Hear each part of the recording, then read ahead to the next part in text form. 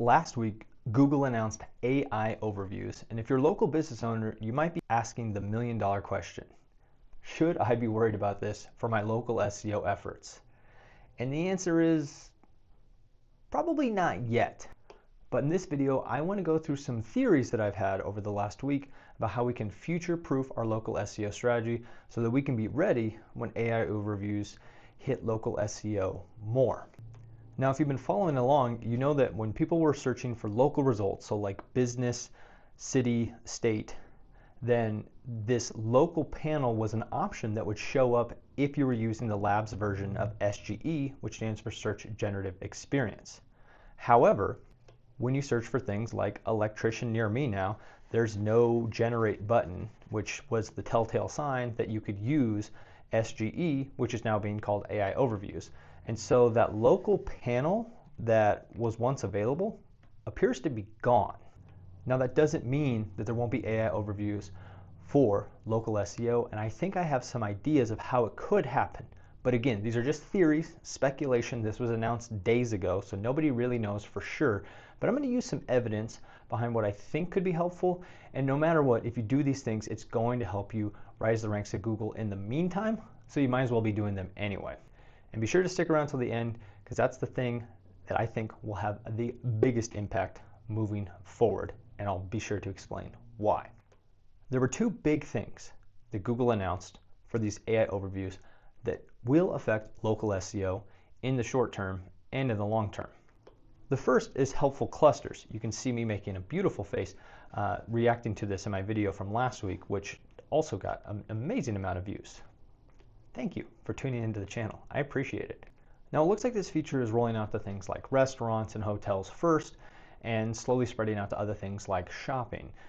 But at the very end, the very last word they say is "and more." So these helpful clusters, as they can describe them, of information where they're like, this is a business that would be better for you because they also do this, or it's more specific to your use case, that could definitely trickle down.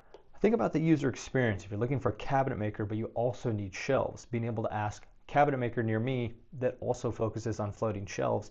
Right now, that might be beyond what Google can figure out, but it wouldn't take a whole lot of AI resources. I think, I don't know, I'm not a generative AI expert, but if you think about it, it probably doesn't take that much resources to be able to connect those dots. But the question is, where is it pulling that information from? Stick around, we're going to talk about that in just a second. Now the other feature that they announced were super long tail keywords, as I like to call them. So if you look right here, this was the example they used where it's a yoga studio in Boston, show some details about their intro offers, and also giving the walking time from Beacon Hill.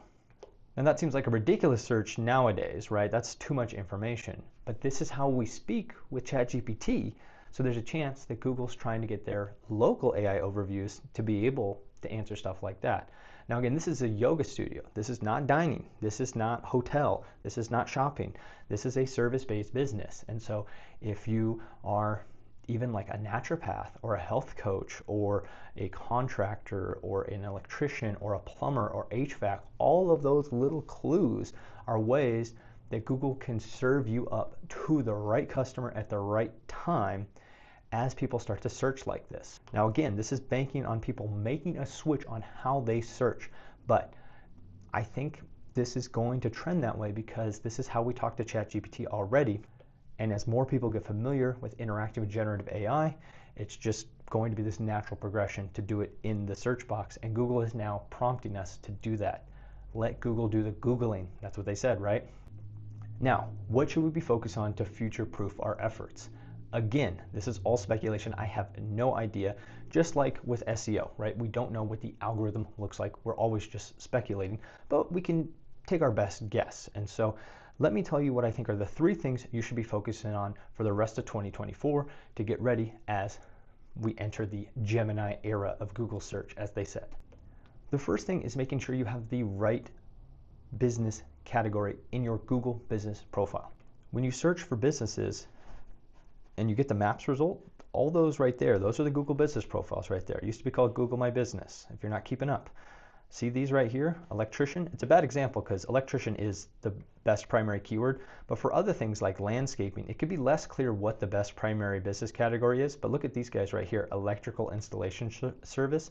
I bet if they just put electrician, unless that's what they do, obviously you want to be accurate, but if they're also electricians, they should put that so they show up in the right bucket. But it's really important. So that's just what you can see right there is the primary business category, but you also want to put secondary business categories. And I'm going to release a video on this very soon in the channel, so make sure you subscribe below. I'm going to totally dive deep on how to pick the right primary category and secondary category, and I'm going to show you how to steal your competitors' categories. So make sure you see that video, and if you come across this video down the road, I'll be sure to put a link in the description. Now the next one might be surprising since it appears that all this generative AI overview stuff is related to the Google Business Profile. They even said in the I/O keynote that it's going to be related to Places data, which is Google Business Profile, right? Of course, Google's going to use their primary data source. But did you know that your website has a huge influence on your Google Business Profile? This is one of my favorite local SEO resources. I'll try to remember to link down in the description for this. If I don't, leave a comment to remind me to put this down there. So these are the most important factors. According to SEO experts, these are usually digital marketing agency owners, SEOs, influencers, things like that. And if you look, the local pack finder ranking factors are over there on the left, and you notice that the second most important factor is on-page signals. Now, you never really know if these are right? This isn't from Google, but I will say that during the Steal My Local SEO Strategy video series, which you should totally check out, it's a 5-part video series where I try to rank my own page for SEO Bend, Oregon, which is actually a fairly competitive keyword. I didn't work on the Google Business Profile at all, but if you look, you can see right there who's number one in the map pack. Oh, look at that, Dencan Designs. In case you're unfamiliar, that's the name of my lean and mean SEO agency. So this is a very important reminder that what you do for your website can influence your Google Business Profile. Google is looking at your website for signals, and so you want to make sure you have control over your website and you're putting information on there that talks about all of the services that you offer.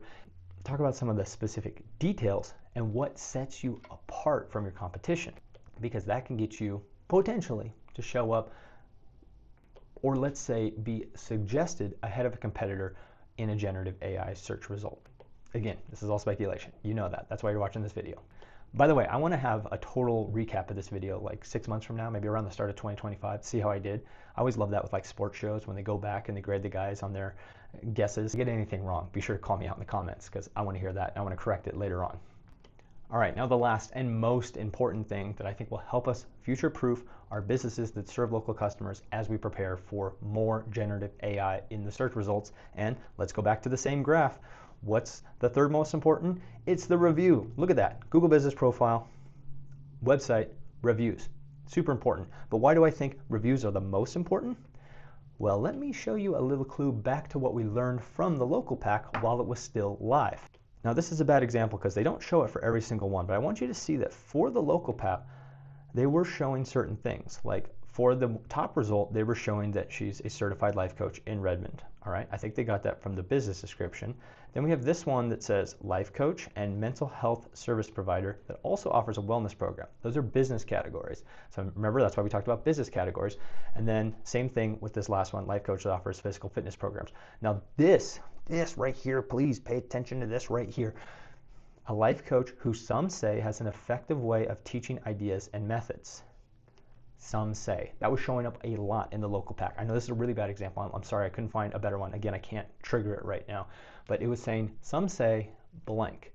If you've been looking at SGE over the last couple months and following along with these new AI overviews, as they're calling them, they were using reviews a lot. And sometimes they would just put a Reddit user says or Reddit users say. And so what Google's doing is they're finding firsthand experiences from humans, in theory, right? They should be. And they're using that, they're amalgamating it, and they're trying to narrow it down.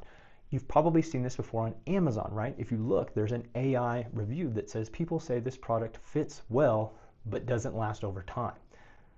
So I think Google saw that, and now they're leveraging that same sort of strategy. And that's the reason why we want to focus on getting reviews. Not only could it be helpful to give signals to Google about what we offer and how we do it, but it's already been shown to improve our ranking in the map pack, and those review signals actually help with organic SEO as well. The graph on the right shows organic SEO ranking factors. Those are little blue links below the map pack, and while review signals is one of the lowest ones, that doesn't mean we shouldn't focus on it for our website.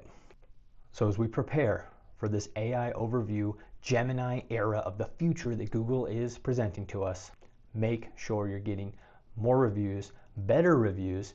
And by the way, if you need help doing that, I have a video right here where I take way too long discussing how to get more and better reviews. Seriously, I go super in depth, probably more than you need, but I'm telling you, this will help you get better reviews. Hit that like button so more people can see this video. And by the way, I have a free marketing assessment that I can perform for your company. It only takes like 5 minutes to fill out the form, so I'll leave the link for that below in the description.